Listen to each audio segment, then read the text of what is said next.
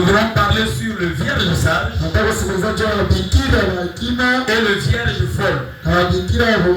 Et si on est en train de nous présenter 10 femmes, 5 qui étaient folles, 5 qui étaient sages. Et par là, nous voyons 2 types de femmes. C'est-à-dire les 10 femmes ici ne représentent que 2 types de femmes. La première femme insensée, la deuxième femme était sage. Alléluia. Que peut représenter la femme dans cette écriture? Dans la Bible, quand on parle de la femme représente beaucoup de choses. La femme, c'est comme la terre. L'homme, c'est la sémence. La femme est celle qui reçoit. L'homme, c'est celui qui donne. Est-ce que vous me suivez? C'est-à-dire dans la Bible, la femme représente beaucoup de choses. Deuxièmement, la femme représente aussi un champ. Une vigne. Ésaïe 5, verset 1 à 5. On nous montre la femme comme un champ, comme une vigne, comme la terre. Deuxièmement, qu'est-ce que peut représenter une femme? Une femme, c'est l'image d'une église. Ephésiens chapitre 5, verset 23. La Bible dit: Marie, aimez vos femmes comme Christ a aimé son église. C'est-à-dire l'église est symbole aussi d'une femme. C'est-à-dire quand on nous parle de la femme dans la Bible, on voit aussi une église. Que Dieu nous bénisse. Troisièmement, la femme représente le corps de l'homme. Représente le corps de l'homme. À ce corps-là, l'homme c'est la tête. Et la femme c'est le corps. Vous allez voir que ce qui dirige le corps c'est la tête. C'est pourquoi si le corps commence à diriger la tête, ça veut dire que tu es une maladie. La tête est souffrante. Si tu travailles, tu diriges la tête. C'est pourquoi dans la Bible, on refuse à une femme de diriger même l'église. Parce que la femme ne peut pas diriger. Donc toutes les églises où la femme dirige, c'est une église qui est rebelle. Parce que la femme, c'est l'image du corps. Elle doit se laisser diriger. La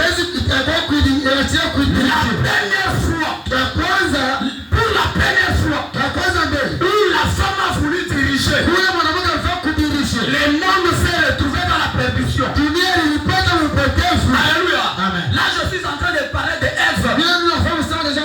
Elle dépendait d'Adam. Mais le jour où elle a dirigé, c'est pourquoi si vous êtes à l'église, vous avez maman bishop, qui dirige, maman bishop, vous allez être la paix. La femme,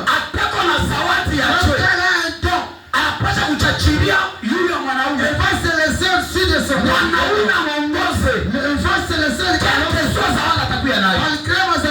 mais il y a quand même à diriger. Mais quand elle commence à diriger,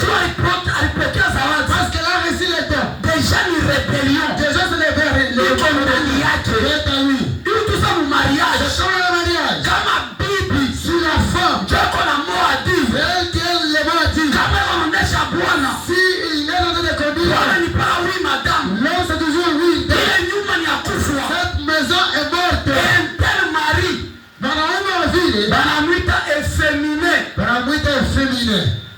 Alléluia. Un homme dominé par sa femme. C'est trop dangereux. Nyumba la maison. Wakukichwa ni bwana. Celui qui a la tête, c'est le mari. Place ya bibi, la place de la femme, ni maungu, c'est le corps. Commandement ya mwili, le commandement du corps, c'est la tête. Et la femme kichwa. Pourquoi taala usema Mungu wake, il est dans sa divinité. Aneka cerveau kukichwa pana mwili. Le cerveau à la tête, pas le corps. Tout cerveau, le cerveau. Donc kuko raisonnement. Là c'est tous les raisonnements. Mais kama cerveau itumiki, mais si le cerveau ne travaille pas, kimaungu, le corps kitakuingisha muerere, va te faire entrer dans l'erreur. Alléluia. Amen. Banaume les hommes wanapasha kurudia kwa place yao, vont rentrer dans leur place. Leo ya cause ya négligence. Aujourd'hui à cause de la négligence. Banaume badilisha tena wanyumba. Les hommes ne dirigent plus leur maison. Mwanamke wanafanya bila anapenda. La femme fait ce qu'elle veut. C'est pourquoi Dieu commande. Dans Ephésiens 5, chapitre 5, la Bible dit, femme, sois soumise à ton mari. Soumise par le bonheur, nous. Alléluia. Amen. Hawezi kuwa mwanamke. Il ne peut jamais être une femme. Bibi wa mtu. La femme de quelqu'un. Na wameshikia nguvu kwa bwana.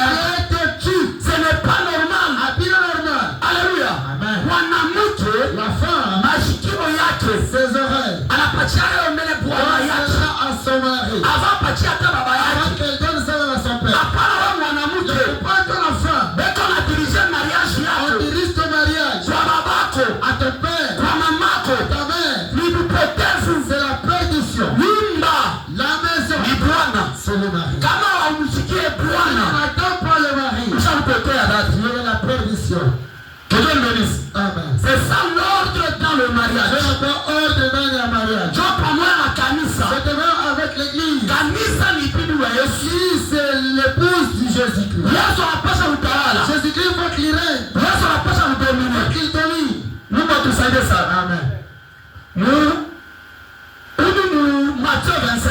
À partir du chapitre 25. Banaonyesha deux catégories ya wanamke. On nous a présenté deux catégories de femmes. Ninapenda niexpliquer clairement. J'aimerais vous expliquer clairement. Pour comprendre Matthieu 25. Pour comprendre Matthieu chapitre 25. Premièrement, on parle de vierge. Alléluia. Nous avons déjà défini la femme c'est quoi. Deuxièmement, il est état à virginité. L'état de la virginité. Il a symbolisé nini? Symbolise quoi? État à virginité. L'état de la virginité. L'état à pureté. L'état de la pureté. L'état il est mwanamke ashina occupé. C'est le temps où la femme n'est pas occupée. C'est-à-dire aba mwanamke aba. Les femmes ici. Abakuwa bashakuya mwanaume mwingine. Ne t'es pas encore occupé. Mimi napenda kusema nini? J'aimerais dire quoi? C'est-à-dire aba mwanamke. Ces femmes. Kama wasoma bien. Si vous lisez très bien. Bawala wachunga bwana mmoja. Ils attendaient seulement un mari. Est-ce que mnanifuata? Amen. Banaanza kuchunga bwana huyu. Ils attendaient un époux. Mais bon bakisi. Elle s'est dit. Banaanza kuchunga bwana Ils mmoja. attendaient un mari. Que Dieu soit loué. Amen. Mais ule bwana kama anakuja. Et si ce mari venait, yeko na show ya mwanamke bala tabeba. Lui a les choix des femmes qu'elle devait prendre. Est-ce que vous me suivez? Amen. Bote batisa wachunga bwana. Toutes disent attendaient le mari. Mais bote bataolewa. Mais ce n'est pas tout qui devait être marié. Bwana kuna show ya catégorie ya mwanamke bala tabeba. L'homme a le choix des femmes qu'elle devait prendre en mariage. Malgré leur pureté. Malgré leur pureté. Malgré la ukwela bwana mwingine. Malgré elle n'avait pas d'autre mari. Hapa ni image. Là c'est l'image ya makanisa des églises. Haina kusema ni ya shetani. C'est pas une question des églises du diable. Haibambe madawa. C'est je ne touche pas de fétiche. Est-ce que vous me suivez? Amen. Shetani na yeye ni bwana. Parce que le diable aussi il est le mari. Mais Bible inasema wanamke bo. La Bible nous dit pas concernant ces femmes. Elles étaient vierges. Elles étaient pures. Elles attendaient un seul mari. Elles n'avaient pas un autre mari. Là, on disqualifie les églises du diable. On fait toutes les églises qui citent le nom de Jésus. Parce que les églises attendent le nom de Jésus. Les églises aujourd'hui citent seulement le nom de Jésus. Alléluia. Amen. Mais parmi ces églises, il y a les vierges folles et les vierges sages. Maintenant, les folles. folie ni nini selon la Bible. selon la Bible. La folie, selon la Bible, premièrement, c'est l'ignorance. Deuxièmement, c'est l'état de péché. Troisièmement, c'est l'incrédulité. Quatrièmement, c'est le fait de ne pas connaître Dieu. C'est-à-dire quoi? Mais en réalité,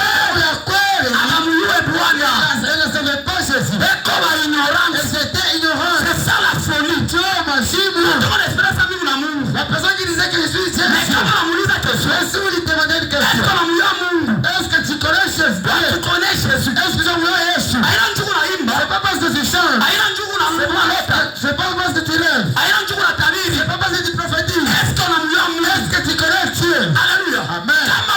Si tu ne le connais pas, tu es parmi les vierges folles. Dans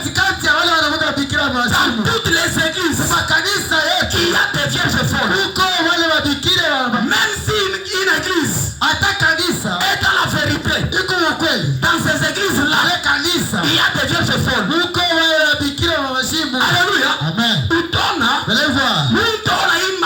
La personne qui chante beaucoup, Mais on a charité qu'à elle fait encore l'impudicité. Elle chante beaucoup. Elle se livre encore. Elle prie beaucoup. Elle fait l'impudicité. Est-ce que tu connais Dieu? Alléluia. Notre Dieu. Quel problème ça y est? C'est le problème. Bonne n'est pas vierge. Toutes étaient les vierges. Mais avant n'est pas folle. Mais les autres étaient des folles. Alléluia. C'est-à-dire l'état de péché. État ignorance. L'état de l'ignorance. Nous sommes chapitre 14. En Somme chapitre 14. Dieu a regardé le monde. Les gens ne les connaissent pas. Et comme ils ne les connaissent pas, ils vivent comme ils veulent. Donc si tu connais Dieu, tu ne peux pas vivre comme tu veux. Tu vas vivre les disciplines. Tu vas vivre selon la volonté de Dieu. selon la paix d'amour. Maintenant, Ça. si Tu ne le connais pas. Tu vas vivre comme tu veux. Alléluia. C'est ça la folie. Dieu machine. Pose-toi la question. Tu viens à l'église. Tu pries. Tu chantes. Tu montes dans la montagne. Pose-toi la question. Les dieux que tu pries, est-ce que tu les connais? Ou bien on se marre tout chrétienté. Vous savez la chrétienté Est différente de toutes les religions. c'est quoi la religion? La chrétienté. Lorsque tu deviens chrétien, Wakati comme Kristo, kitu cha kwanza première des choses, tafuta mwe Mungu. cherche à connaître Dieu. Parce que chrétienté, La chrétienté, c'est la relation il a fallu avec Dieu. qui n'a pas Mungu wako. Urafiki na Mungu. La relation avec Dieu. Mungu anapenda kwa rafiki yako. Quand tu sois son ami, Mungu anapenda utembee naye. quand tu marches avec lui, Mungu hapana kumwacha mbible. il ne faut pas laisser dans la Bible. Toshe mbible. Il faut aller dans la Bible. Ingia roho yako. C'est là que tu Katika maisha yako. sois dans la Bible. Tembea naye. Marche avec lui. Lala naye. Sois avec lui. Fashi yote washukuru. Tu sais, Kuya na Mungu. être avec Dieu. Alléluia. Amen. Il faut connaître Dieu. Il faut que nous Hapana kuyasema mwanamke ne Msamaria. faut pas être comme la femme samaritaine. La Bible dit Il a ça. dans Jean chapitre 4. Chapitre 4. Wakati Yesu anakutana huyo mwanamke, Jésus s'est retrouvé avec cette femme. huyu mwanamke Alors c'est cette eko anamuonesha Yesu. elle dit à Jésus, Asema mimi namuiwa Mungu. je connais Dieu. Je wa Samaritain. Nous les Samaritains. Anaadoraka Mungu. Nous adorons Dieu. Na Yesu anamuonesha Mais Jésus amuiwa wewe Mungu na adore. ne savait pas celui que vous adorez. C'est ça la folie. Dieu machine. C'est-à-dire les vierges folles. Parlez mwanamke Ni mwanamke baba anawaza sasa kama naomba. c'est la femme qui pense qu'elle prie, Na bamuiwa Mungu. mais elle ne connaît pas Dieu. Est-ce que tu connais Dieu? Est-ce que j'en ai un bon? Kama kumkanisa. Si tu es dans l'église, Na una na relation personnelle avec Dieu. pas la relation personnelle avec Dieu. Hawamuiwa. Tu ne le connais pas. Kumuiwa Mungu anakuimba. Connaître Dieu, c'est pas chanter. Kumuiwa Mungu Connaître Dieu, ni kumwishi. c'est le vivre. C'est le vivre. Le kumishi. Parce que Mungu anaishi. Parce que Dieu n'est pas une histoire. Mungu ana mkitabu. Dieu n'est pas dans les livres. Mungu ana mateatro. Dieu n'est pas dans les théâtres. Mungu ako mshima. Dieu est vivant. Mungu ako wajia kweli. Dieu est véritable. Mungu wetu wako. Il est là. Maintenant, Sasa, kama amuiwe, tu ne le connais pas. utaanza tu Tu kumshikia. vas commencer seulement à l'écouter. Alléluia. Amen. Na utamvivre. Mais tu ne vas pas Mais l'écouter. kama unamuiwa, Si tu les connais, tu vas le vivre. Comment il est. Alléluia. C'est ça la folie. Que Dieu soit loué. Amen. Deuxièmement, il y a sage. Deuxième chose de ce qui était sage. La vierge sage. La vierge sage. Elle connaissait Dieu. Ce sont ces fidèles. Mais qu'on a relation personnelle avec Dieu. Ils ont des relations personnelles avec Dieu. Qu'on a relation personnelle avec Dieu. Relation personnelle avec ton Dieu. Tu es très sage. Ou très sage. C'est pourquoi la Bible dit. Comment lui a fait? Jérémie chapitre 9. Jérémie chapitre 9. La Bible dit ceci. C'est celui qui veut se glorifier. Qu'il se glorifie. Et c'est qu'il a l'intelligence de connaître Dieu.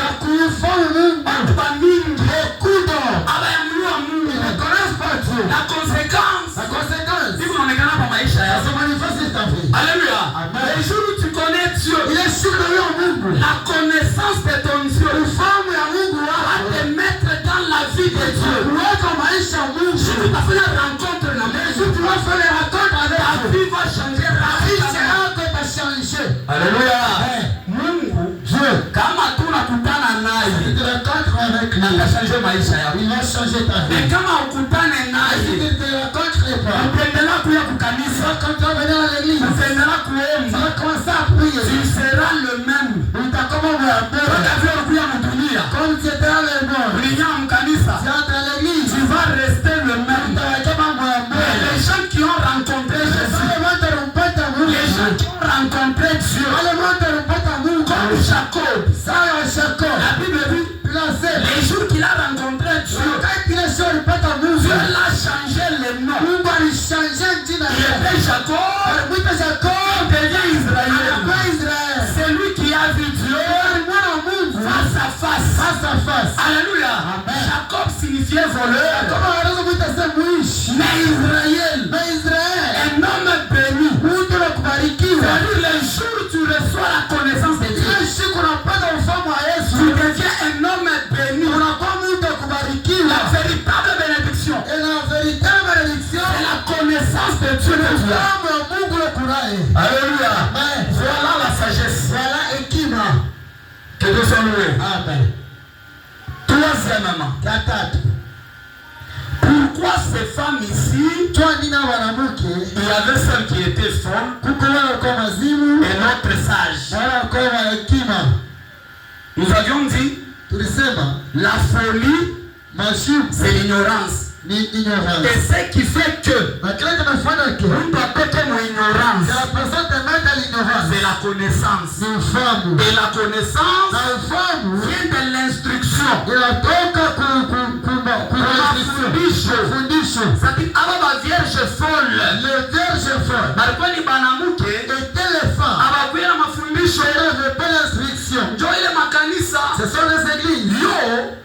Kama ni jambo ile kanisa tunataka kusema chini maombi, nous c'est la prière. Maombi ou rien, nous c'est la prière pour rien. Chini matabiri, nous c'est les prophètes. Chini miracle, nous ce sont les miracles. Il faut connaître que kanisa, l'église, ayekale pa miracle, n'est pas bâtie sur ayekale pa ma prophétie, n'est pas bâtie sur les prophéties. Ateba na kutabiri, même si on te prophétise, matabiri yageuzaka mungu. La prophétie n'a jamais changé l'homme. Matabiri ya changera maisha ya mungu. La prophétie n'a jamais changé la vie de quelqu'un. La prophétie, matabiri, makanisa ya mingi, beaucoup d'églises, ni paka makelele ya matabiri. Mal le bruit de la prophétie. Na utaremarke que makanisa mule, au lieu des églises, amuna ba enseignants, il n'y a pas les enseignants.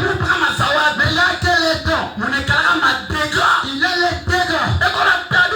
Il prophétise. Il fait le plus avec les femmes.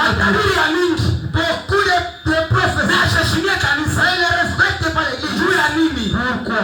La prophétie ne change personne. Maintenant, on va dire je folle. Elle n'avait pas les enseignements. Une femme non instruite, une femme illettrée, il est ses églises. Si vous les regardez, il est très spirituel. il est très spirituel. Il est très spirituel. Ils n'ont pas l'instruction.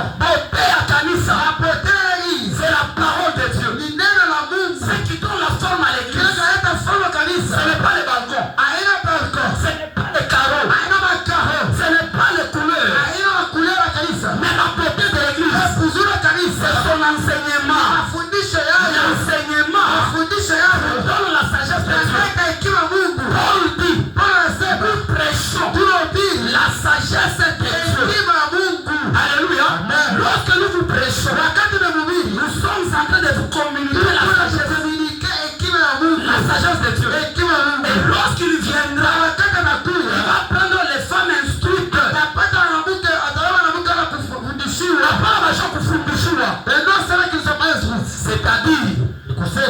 folie de ces femmes. C'était l'instruction. Proverbe 9, verset 13. On lit rapidement. Dans Proverbe